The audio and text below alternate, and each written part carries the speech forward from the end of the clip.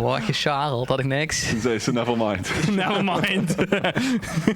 Holy moly, wat zit er onder de folie? Onder de folie. Nee, Nirvana in ieder geval. Ja, Geef ons een schat met. Geef de loester een schat met. Leuke ideeën voor toezens in een keer te doen. Ja, het is nu te laat. Weer die voor iedereen gaat. Ja? Ja. Iedereen één cadeautje. Ja, en dan vooral voor de Schuan-familie deden we dat. En dan deze voor iedereen een beetje.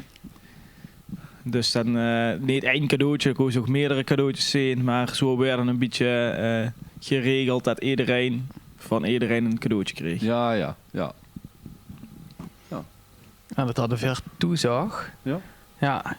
En dat worden nog, soms met een gedicht, soms niet. En dat was een beetje afhankelijk. Dat is het nu met Kerstmis of dat is het met Sinterklaas. Het kost allebei, dat varieert een beetje.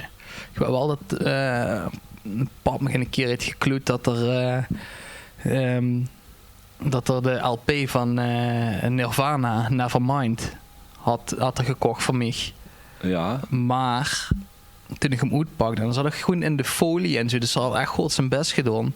En ik ging dat helemaal uit de folie halen. Waar had er dus gewoon zeg maar de cover van Nirvana op zijn klassieke muziek LP die hij bij de kringloop had gekocht, had er erop geplakt. De voor- en achterkant. Ja. Wat gescharreld, had ik niks. Toen zei ze, never mind. Nevermind. Holy moly, wat zit er onder de folie? Onder de folie. Nee, Nirvana in ieder geval.